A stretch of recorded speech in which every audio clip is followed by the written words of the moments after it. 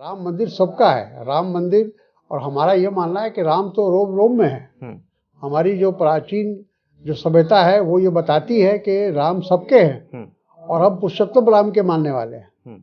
हम जो आज जिस राम की जो तस्वीर भारतीय जनता पार्टी की तरफ से पेश की जा रही है वो असली राम की तस्वीर नहीं है। श्रेय मोदी जी लेना चाहते हैं तो गलत है। जब सुप्रीम कोर्ट के फैसले के बाद सभी लोगों ने उसको स्वीकार किया। जो भारतीय जनता पार्टी की कोशिश है कि इसको एक धार्मिक उन्माद पैदा किया जाए राम मंदिर को लेके और इसको चुनावी मुद्दा बनाया जाए। दुख की बात यह है कि राम जी को इस्तेमाल किया जा रहा है भारतीय जनता पार्टी की तरफ से। यहाँ तक कि इस देश का मीडिया को भी उन्होंने एक तरह से दबाव में रखा हुआ है। कोई मीडिया आज किसी की हिम्मत नहीं है कि आज वो मोदी जी से सवाल करें। वो हर हालत में सरकार चाहिए, हुकूमत चाहिए। हमें इस बात का खतरा है कि अगर 2024 में भारतीय जनता पार्टी तीसरी बार अगर सत्ता में आई तो जो बचा कुचा है वो भी समाप्त हो जाएगा। नमस्कार, मैं राजेश कुमार और संवाद में हमारे साथ इस वक्त बात करने के लिए कांग्रेस वर्किंग कमेटी के सदस्य और पूर्व केंद्रीय मंत्री तारिक अनवर जी हैं। सर, संवाद पर स्वागत है आपका। इस वक्त 3 जो हिंदी पट्टी है वो महत्वपूर्ण स्टेट, उसमें कांग्रेस को हार मिली। उसके बावजूद क्या कुछ तैयारी है इस वक्त जो आप देख रहे हैं लोकसभा चुनाव को लेकर के? बिल्कुल तैयारी है और ये ठीक है। 3 राज्यों में जो हम लोगों की अपेक्षा थी उसके अनुसार परिणाम नहीं आया, लेकिन हम लोग मायूस नहीं हैं क्योंकि वोट में कोई कमी नहीं आई है। जो 2018 में विधानसभा का जब चुनाव हुआ था जिसमें हम तीनों स्टेट जीते थे, तो उस समय जो वोट का परसेंटेज था लगभग वही परसेंटेज इस बार भी रहा। लेकिन बीजेपी का वोट इंक्रीज़ किया और जिसकी वजह से हम लोग चुनाव हार गए। लेकिन मुझे कहते हुए भी कि जो 5 राज्यों के अभी चुनाव हुए, अगर उसकी कुल संख्या देखी जाए तो हमें बीजेपी से 10 लाख वोट ज़्यादा आया। ये दुर्भाग्य है कि हम ज़्यादा वोट लाए लेकिन सीट नहीं उसको सीट में परिवर्तित नहीं कर पाए। लेकिन वोट कम आया ऐसा नहीं है। तो इससे पहले आप लगातार कर्नाटक जीते, हिमाचल जीते, तो लेकिन उसके बाद जो महत्वपूर्ण स्टेट जाने के बाद जो कार्यकर्ताओं में एक तरीके से निराशा है, तो उसमें कैसे जोश भरेंगे इस बार? नहीं, देखिए, निराशा नहीं है। कार्यकर्ता भी समझ रहा है कि जो माहौल देश का बनाया गया है, ख़ास तौर पर 2014 से लगातार जो देश में एक सांप्रदायिकता कहिए या धार्मिक उन्माद पैदा करने का काम किया है भारतीय जनता पार्टी ने, मोदी जी ने, उनके तमाम लोगों ने, तो किसी भी पार्टी के लिए मुश्किल होता है कि वो धार्मिक उन्माद से कैसे निपटारा करे। धार्मिक जो भावना होती है वो बहुत लंबे समय तक लोगों पर उसका असर रहता है, क्योंकि जब लोग ये लगता है कि मेरे धर्म पर ख़तरा है या हमको हमारी जो प्राचीन सभ्यता है उस पर ख़तरा है, तो लोगों को लगता है कि ये ठीक नहीं है, जो कि हकीकत नहीं है। लेकिन भारतीय जनता पार्टी की जो कुल पूंजी है और पूरा जो उनका एजेंडा है वो इसी बात पर निर्भर करता है कि कैसे धार्मिक उन्माद पैदा किया जाए और उसका राजनीतिक लाभ उठाया जाए। आपने धार्मिक उन्माद की बात की अभी, क्योंकि 22 जनवरी को अयोध्या में रामलला की प्राण प्रतिष्ठा है। कांग्रेस पार्टी के जो सोनिया गांधी समेत अधीर रंजन चौधरी, मल्लिकार्जुन खड़गे, इनको वहाँ इन्विटेशन का आया भी है, लेकिन कांग्रेस अभी तक पशुपेश में है। तो आप क्या मानते हैं कि ये क्यों स्थिति है ऐसी पशुपेश में? देखिए, ऐसा है कि जहाँ तक धर्म का सवाल है या किसी भी आस्था का सवाल है, ये व्यक्ति विशेष के ऊपर निर्भर करता है कि वो किन चीज़ों पर विश्वास करता है, किन पर नहीं करता है, किस पर आस्था है उसका, किस पर नहीं है। ये एक उसका व्यक्तिगत अधिकार है। ये किसी पार्टी, उसमें पार्टी का कोई इन्वॉल्वमेंट है ऐसा नहीं है। मतलब मेरे कहने का ये है कि पार्टी थोड़ी इस पर फैसला लेगी, व्यक्ति फैसला लेगा। अगर उनको इन्विटेशन आया, हो सकता हो जाए, हो सकता नहीं जाए, हो सकता बाद में जाए, चूँकि जब मंदिर बन गया तो वो सबके लिए उसका दरवाज़ा खुला है। उसके लिए इनविटेशन हो नहीं हो, आम दावत मिले या ना मिले, अगर राम में जिसको आस्था है वो जाएगा। लेकिन एक सवाल उठ रहा है सर कि इंडिया गठबंधन, लेकिन दुख की बात यह है कि भारतीय जनता पार्टी इस तरह से तमाम कार्यक्रम को दर्शा रही है, दिखाना चाहती है कि ये जो कार्यक्रम है वो भारतीय जनता पार्टी का कार्यक्रम है, जबकि ऐसा है नहीं। अगर राम मंदिर बना तो वो सुप्रीम कोर्ट के फैसले से बना है। अगर सुप्रीम कोर्ट का फैसला उसके खिलाफ जाता तो राम मंदिर नहीं बन सकता था। तो इसलिए अगर उसका श्रेय मोदी जी लेना चाहते हैं तो गलत है। जब सुप्रीम कोर्ट के फैसले के बाद सभी लोगों ने उसको स्वीकार किया, तो जब कांग्रेस का भी यही हम शुरू से स्टैंड हमारा यही था कि जो सुप्रीम कोर्ट का फैसला होगा हम उसको मानेंगे। तो जब सुप्रीम कोर्ट का फैसला आया, सबने माना, तो उसमें फिर सम्मान देने में हर्ज क्या है? नहीं, हम तो कह रहे हैं कि ये, लेकिन ये पार्टी का मामला नहीं है। ये पार्टी का व्यक्तिगत लोग जा सकते हैं, उसमें कोई रुकावट नहीं है। कांग्रेस पार्टी की तरफ से कोई निर्देश नहीं है। जैसा मैंने कहा कि ये व्यक्तिगत आस्था का सवाल है। अब हमारी आस्था अगर मान लीजिए किसी धर्म में है या किसी ऐसी धार्मिक स्थल में है तो हम जाएंगे।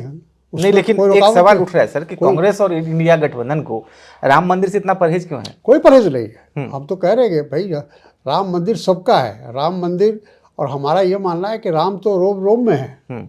हमारी जो प्राचीन जो सभ्यता है वो ये बताती है कि राम सबके हैं और हम पुरुषोत्तम राम के मानने वाले हैं। हम जो आज जिस राम की जो तस्वीर भारतीय जनता पार्टी की तरफ से पेश की जा रही है वो असली राम की तस्वीर नहीं है। राम को तो हमेशा ये कहा गया है, हम राम राज की बात करते हैं। तो राम राज का मतलब है कि सभी लोग मिलजुल कर रहें, एक साथ रहें, एक परिवार की तरह रहें। तो ये जो भारतीय जनता पार्टी की कोशिश है कि इसको एक धार्मिक उन्माद पैदा किया जाए राम मंदिर को लेके और इसको चुनावी मुद्दा बनाया जाए। दुख की बात यह है कि राम जी को इस्तेमाल किया जा रहा है भारतीय जनता पार्टी की तरफ से, और ये हम लोगों को अस्वीकार है। लेकिन एक सवाल ये उठ रहा है सर कि क्या इंडिया गठबंधन ये मानता है कि लोकसभा चुनाव से ठीक पहले एक तरीके से रामलला की प्राण प्रतिष्ठा और दिवाली मना के वहाँ पर मोदी सरकार ने अपनी जो चुनावी पिच है उसको तैयार कर ली है? बिल्कुल, वो कोशिश इसी बात की कर रहे हैं। वो शुरू से उनका प्रयास यही था, आखिर ठीक चुनाव से पहले इसका उद्घाटन करना या प्राण प्रतिष्ठा करने की बात इसीलिए रखी गई। जानबूझ के एक योजनाबद्ध ढंग से भारतीय जनता पार्टी ने एक काम किया है, क्योंकि वो सत्ता में, हुकूमत में है। और जाहिर है कि जब हुकूमत चाहेगी या सरकार चाहेगी या प्रधानमंत्री चाहेंगे तो जो वहाँ पुजारी हैं उनको भी उनकी बात माननी पड़ती है। लेकिन क्योंकि आपने पहले कहा कि अयोध्या को ये लोग भुनाने की तैयारी करेंगे राम मंदिर को, तो आप ऐसे में क्या मानते हैं कि उस काट के लिए इंडिया गठबंधन के पास, कांग्रेस के पास क्या कुछ स्ट्रेटजी है इस वक्त? बिल्कुल, हमारी स्ट्रेटजी ये है कि चुनाव जो होना चाहिए वो देश के जो असली मुद्दे हैं उन पर चुनाव होना चाहिए। महंगाई हमारा असली मुद्दा है, गरीबी हमारा असली मुद्दा है, बेरोजगारी हमारा मुद्दा है, भ्रष्टाचार हमारा मुद्दा है। और इस तरह हर व्यक्ति को आज़ादी मिले, उसको स्वतंत्रता मिले जो हमारे संविधान ने दिया है। और जिस तरह से लगातार जो हमारे लोकतंत्र पर और संविधान पर भारतीय जनता पार्टी के द्वारा और मोदी सरकार के द्वारा हमले हो रहे हैं, जिस तरह से तमाम जो संस्थाएं हैं, सरकारी संस्थाएं हैं या संवैधानिक संस्थाएं हैं, चाहे वो ईडी हो, सीबीआई हो या इनकम टैक्स हो, इन सब चीज़ों का जो गलत इस्तेमाल किया जा रहा है अपने पार्टी के फ़ायदे के लिए, हम उसका विरोध करेंगे, हम उसको मुद्दा बनाएंगे। तो अभी आपने ईडी की बात की, हमने देखा हाल में अभी तीसरी बार अरविंद केजरीवाल को समन गया, वो नहीं गए। अब आम आदमी पार्टी की तरफ से कहा जा रहा है कि उनको अंदर करने की तैयारी है। उधर झारखंड के मुख्यमंत्री हेमंत सोरेन की चर्चा है कि वो भी अंदर जाएंगे। तो ये जो अलग अलग विपक्षी दलों के जो लीडर्स हैं जिन पे ईडी की गाज गिर रही है, उसको कैसे देखते हैं आप? उसको ये सभी लोग इस बात को महसूस कर रहे हैं कि ये भारतीय जनता पार्टी की तरफ से एक कहा जाए कि षड्यंत्र है। जब वो जहाँ चुनाव नहीं जीत पाते हैं, आप देखेंगे कि अब तक जितने लोगों को नोटिस दी गई है ईडी की तरफ से, लगभग 121 लोगों को नोटिस दी गई है, उसमें 115 वो जो विपक्ष के लोग हैं। तो ये क्या जाहिर करता है? ये जाहिर यही करता है कि आप विपक्ष को, जहां आप चुनाव नहीं जीत पाते हैं, जहां विपक्ष की सरकार बन जाती है, उसको इनस्टेबल करने के लिए, उसको एक तरह से समाप्त करने की कोशिश की जाती है, या वह उनके लीडरों को गिरफ्तार करके उनको जेल में बंद करके, भले एक दबाव की राजनीति हो रही है। जो लोग कल तक भारतीय जनता पार्टी, मोदी जी कहते थे ये भ्रष्ट हैं, और एकाएक जब वो बीजेपी में आ जाते हैं तो अब वो बहुत ईमानदार हो जाते हैं। एक तरह से वॉशिंग मशीन की बात कही जाती है कि वॉशिंग मशीन है भारतीय जनता पार्टी के पास, कि जितने भी भ्रष्ट लोग आएंगे वो धुल जाएंगे और धुल के फिर साफ हो जाएंगे। तो ये जो एक भारतीय जनता पार्टी की जो चल रहा है षड्यंत्र विपक्ष के खिलाफ, हम समझते हैं कि अलोकतांत्रिक है और लोकतंत्र के उसूलों के विरुद्ध है। एक मजबूत विपक्ष के तौर पर जो कुछ मुद्दा बनना चाहिए वो या तो बन नहीं पाता है या बना नहीं पाते हैं, तो उसकी वजह क्या देखते हैं? या तो बीजेपी है वो कुछ ऐसे एजेंडे लोगों के सामने रख देती है कि उस इन्फ्लुएंस में वोटर वोट कर देते हैं, या वजह क्या देखते हैं आप? देखिए, वजह कई है। वजह यह है कि सभी चीज़ों पर भारतीय जनता पार्टी ने और मोदी जी ने कब्जा कर रखा है। यहाँ तक कि इस देश का मीडिया को भी उन्होंने एक तरह से दबाव में रखा हुआ है। कोई मीडिया आज किसी की हिम्मत नहीं है कि आज वो मोदी जी से सवाल करे, भारतीय जनता पार्टी से सवाल करे। सब लोगों को डरा कर रखा। आज तक ये दुनिया में पहली बार ऐसा है कि हमारा प्रधानमंत्री आज तक एक प्रेस कॉन्फ्रेंस नहीं किया उसने, यानी उसने एक तरह से मीडिया को, प्रेस को कभी लगाया नहीं, कभी उसको सम्मान नहीं दिया, और हर तरह से उनके मालिकों को दबाव में रखा है, और जिसकी वजह से कोई उनके खिलाफ लिखता नहीं। लोकतंत्र में मीडिया की बहुत बड़ी भूमिका होती है। आज जो आप कह रहे हैं कि हम भाजपा या विपक्ष माहौल नहीं बना पा रहा है, तो उसका रीज़न है। आप देखते पहले 2014 के पहले मीडिया का क्या रोल था? सरकार के विरुद्ध, शासन के विरुद्ध, प्रधानमंत्री के विरुद्ध खुल के लिखते थे, खुल के बात करते थे। लेकिन आज किसी भी मीडिया के 90% ऐसी मीडिया है जो आज किसी न किसी दबाव में काम कर रही है। उसको पहले ही आ जाता है, निर्देश आ जाता है पीएमओ से कि आपको आज ये एजेंडा चलाना है। तो जब मीडिया का ये हालत होगा तो अपोजिशन पार्टी क्या करेगी? जब हमारी बात लोगों तक नहीं पहुंचेगी, हमारा एजेंडा लोगों तक नहीं पहुंचेगा, तो जाहिर है कि हमको उसका नुकसान होगा। आपको क्या लगता है कि तीसरी बार जब सीएम केजरीवाल ने ईडी के समन को स्किप किया है तो अंदर जा सकते हैं? कुछ भी हो सकता है, ये सरकार कुछ भी कर सकती है। मोदी किसी भी हद तक जा सकते हैं, क्योंकि उनको हर हालत में सरकार चाहिए, हुकूमत चाहिए। आपने देखा कि पिछले 10 सालों में 5-6 राज्य ऐसे हैं जहां उनकी सरकार चुनकर नहीं आई, जन आदेश उनके खिलाफ आया, लेकिन ज़बरदस्ती जन आदेश पर एक तरह से कब्ज़ा किया गया, चाहे ख़रीद के किया गया हो, चाहे डरा के किया गया हो, जैसे भी हो विधायकों को तोड़ने की कोशिश की गई, सरकार को गिराने की कोशिश हुई। तो ये जाहिर करता है कि ये जो मोदी जी की जो नीति है वो है कि हम किसी भी तरह, बलपूर्वक हो तो बलपूर्वक, धनपूर्वक हो तो धन के द्वारा, जैसे हो हमको अपनी सरकार बनानी है, हर कीमत पर सरकार पर, भले ही जनादेश हमारे खिलाफ क्यों ना हो। जी, हमने पिछली बार देखा, इससे पहले पिछले साल राहुल गांधी की भारत जोड़ो यात्रा, उस दौरान हिमाचल में शानदार जीत हुई, और ऐसा कहा गया कि उसका इम्पैक्ट कर्नाटक में भी हुआ, जहां आप लोगों ने एक जो बीजेपी का एक आखिरी किला जो बचा था कर्नाटक, वहाँ भी सफाया हो गया बीजेपी का। अब भारत न्याय यात्रा राहुल गांधी शुरू करने जा रहे हैं, तो एक तो इसका उद्देश्य क्या है और क्या कुछ एक देख रहे हैं आपके मोटो, क्या सफलता इससे हासिल होगी कांग्रेस को? देखिए, इसका न्याय यात्रा का मतलब ये है कि समाज के हर वर्ग को न्याय मिले, चाहे गरीब से गरीब क्यों ना हो। किसान को न्याय मिले, मजदूर को न्याय मिले, आम व्यक्तियों को न्याय मिले, क्योंकि आज उनको न्याय नहीं मिल रहा है। आज जिस तरह का ख़ास तौर पर जहाँ जहाँ भारतीय जनता पार्टी की राज्य में सरकारें हैं, वहाँ हम देख रहे हैं कि किस तरह से सरकारें चलाई जा रही हैं। एक बिल्कुल जिसको कहा जाए कि तानाशाही वाला रवैया है। हम जो चाहेंगे हम करेंगे, हम जो चाहे कर सकते हैं। कोई कानून, कोई संविधान, कोई लॉ उनके लिए नहीं है। तो ये सब चीज़ें हैं, इसी की हम लड़ाई लड़ रहे हैं, क्योंकि हमें इस बात का खतरा है कि अगर 2024 में भारतीय जनता पार्टी तीसरी बार अगर सत्ता में आई तो जो बचा कुचा है वो भी समाप्त हो जाएगा।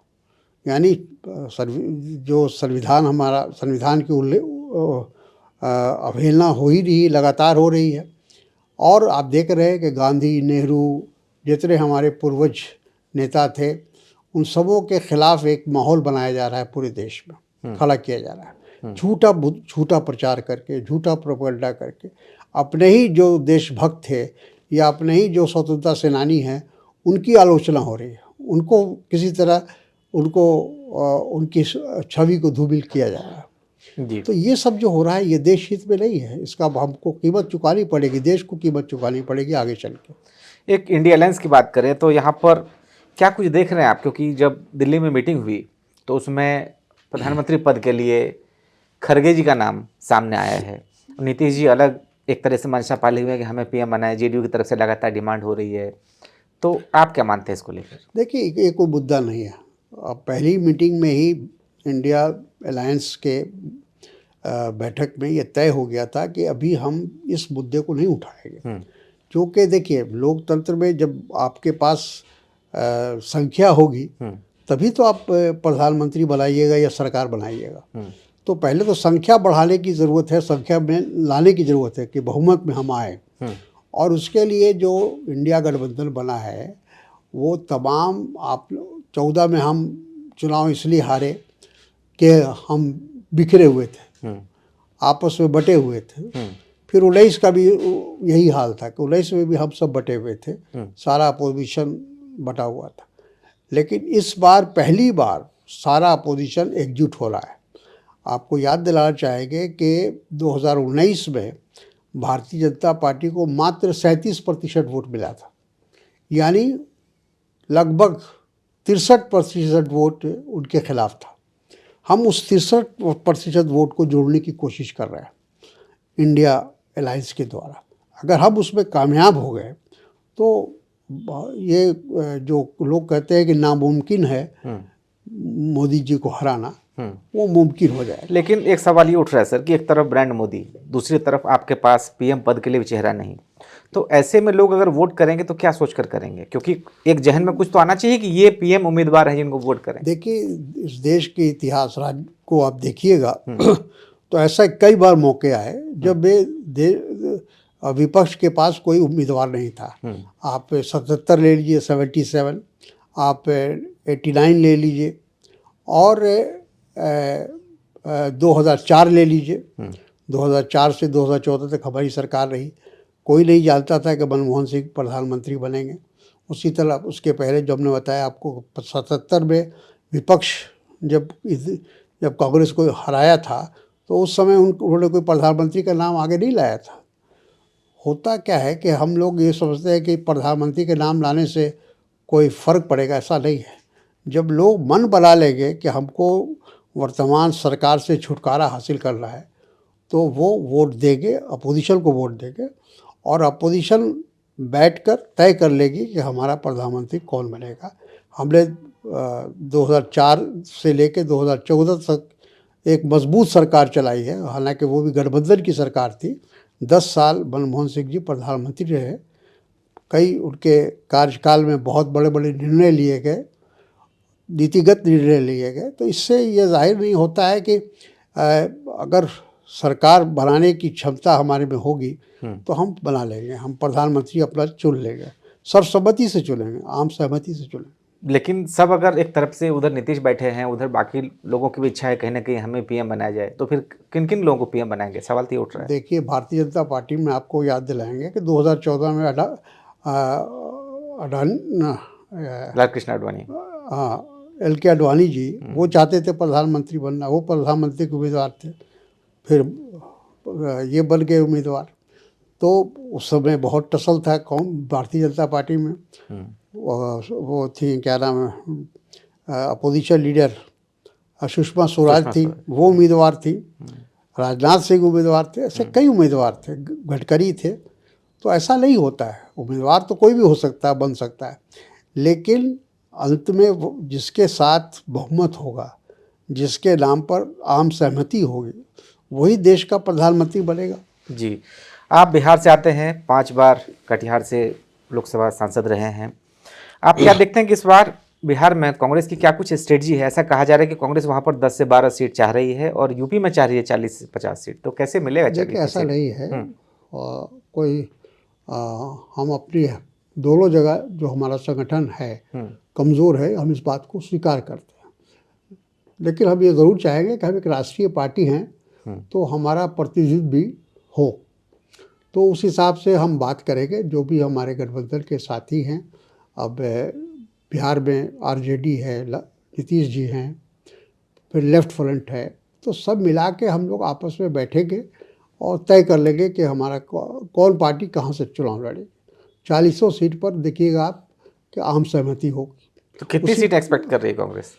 देखिए, हर पार्टी चाहती है कि हमको ज़्यादा से ज़्यादा हिस्सेदारी मिले, लेकिन जब तक के बातचीत पूरी ना हो जाए, जब तक हम किसी नतीजे पर ना पहुंच जाए, तब तक तो ये कहना मुश्किल है कि किसको कितना मिलेगा, क्योंकि अभी बातचीत का सिलसिला भी नहीं शुरू हुआ है। बातचीत जब सिलसिला शुरू होगा तब हम अपना दावा करेंगे, और कोई ज़रूरी नहीं कि जो हम दावा करें उसको बाकी गठबंधन के लोग मान लें। तो नीतीश कुमार ने आरोप लगाया कि कांग्रेस इसमें देरी कर रही है सीट शेयरिंग में। ऐसा नहीं है, थोड़ा सा देर ज़रूर हुई है, क्योंकि इधर जो 5 राज्यों का चुनाव था तो कांग्रेस तो 5 राज्यों में चुनाव लड़ रही थी, तो हमारा ध्यान उस ओर था। तो कांग्रेस क्या ये सोच रही थी कि अगर हम 5 स्टेट में से 3 स्टेट जीत जाते हैं तो हमारी बार्गेनिंग पावर बढ़ जाएगी, तो हम जो अलायंस पार्टनर है उसको कहीं ना कहीं वहाँ पर हम अपनी ताकत दिखा पाएंगे? नहीं, वो बात नहीं थी। जैसा मैंने कहा कि हमारी पार्टी एक राष्ट्रीय पार्टी है और 5 जगह हमारा संगठन है और लोग हैं, और हमने आपको बताया भी कि जो वोट का रेशियो रहा वो 5 राज्यों में हमारा बीजेपी से 10 लाख ज़्यादा वोट आया। तो ये इसलिए आया कि हमारा संगठन है, हमारी मौजूदगी है। तो हमारा उद्देश्य ये था कि ये अगर 3 राज्यों में हम जीतते हैं या 4 राज्यों में हम जीतते हैं तो यकीनन उससे हमको लोकसभा में हमको हमारा मनोबल ऊंचा रहेगा, हमारे कार्यकर्ताओं का मनोबल ऊंचा रहेगा। जी सर, लेकिन आपने लगातार पैरवी की इससे पहले कि राहुल गांधी को जो है वो प्रधानमंत्री उम्मीदवार बनना चाहिए, लेकिन अब क्योंकि अलग अलग नाम आ रहा है और आपने इससे पहले पैरवी की थी, स्टेटमेंट दिया था आपने।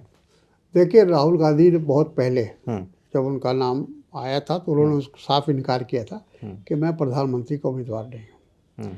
तो इसलिए उनके बारे में अगर इस तरह की बातें कही जाती है तो हम सोचते हैं कि उसमें कोई तथ्य नहीं है। वो शुरू से कह रहे हैं कि जो, लेकिन आपने कहा था कि सबसे मुफीद होंगे राहुल गांधी अगर पीएम उम्मीदवार बनाए देखिए, हर कांग्रेस कार्यकर्ता की इच्छा है, हम इससे इनकार नहीं कर सकते।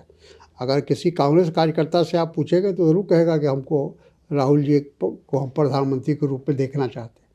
लेकिन जो ज़मीनी सच्चाई है कि हमको, अगर हम गठबंधन में जा रहे हैं और गठबंधन के तमाम साथी को हम विश्वास में लेकर ही चलेंगे, और हो सकता है कि चुनाव के बाद कोई आम सहमति बन जाए, और वो आम सहमति किसके नाम पर होगा ये कहना मुश्किल है। जी, अभी कहा जा रहा है कि अयोध्या राम मंदिर के बाद मोदी सरकार एक और स्टेप लेकर आ सकती है सीए को लेकर।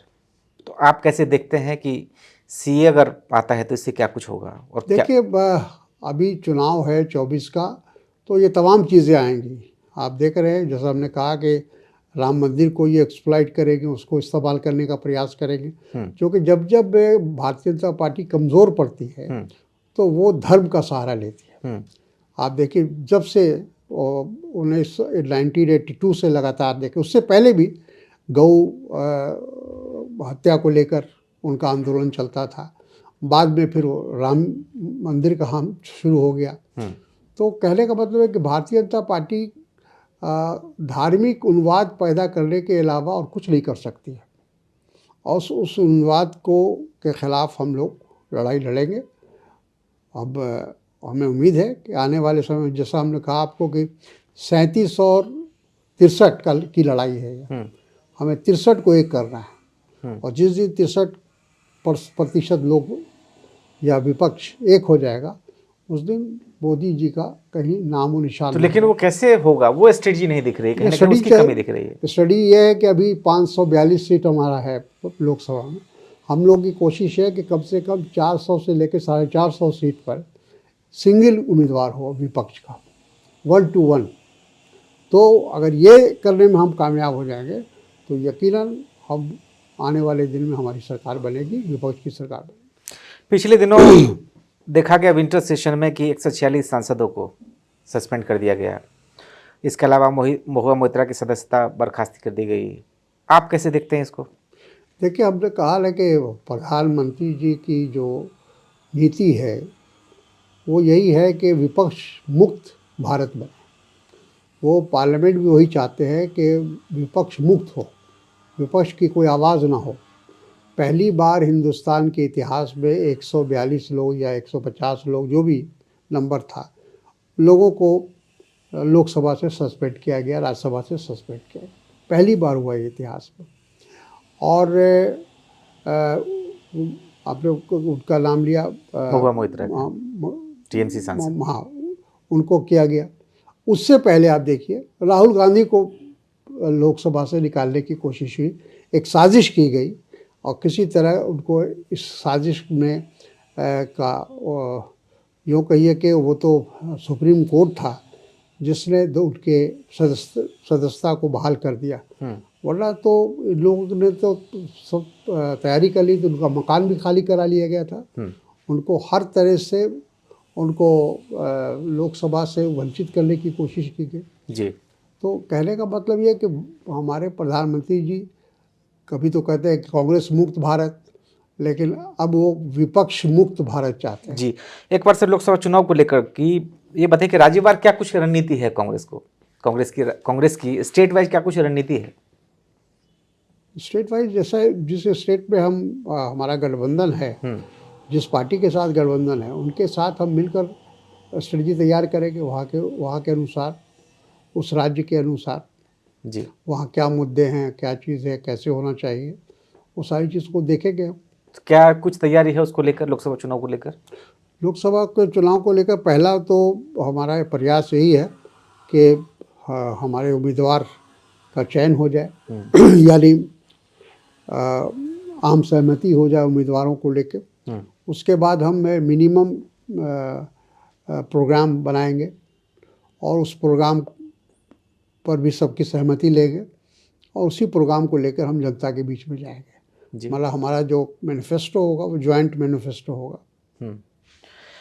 एक सर आखिर में ये अब जानना चाहेंगे कि जिस तरीके से इस वक्त कांग्रेस के जो कैडर्स हैं वो काफ़ी कमज़ोर हो चुके हैं, आप लोग 2014 के बाद से सत्ता से बाहर हैं, तो ऐसे में उन कैडर पे बूथ स्तर पे मजबूती लाना लोग 2024 में कैसे दिख रहे हैं? कितने कम समय बचा है, कैसे कर पाएंगे ये आप? नहीं, हमारा कार्यक्रम लगातार चल रहा है, हमारी एक्टिविटीज़ तमाम चल रही है।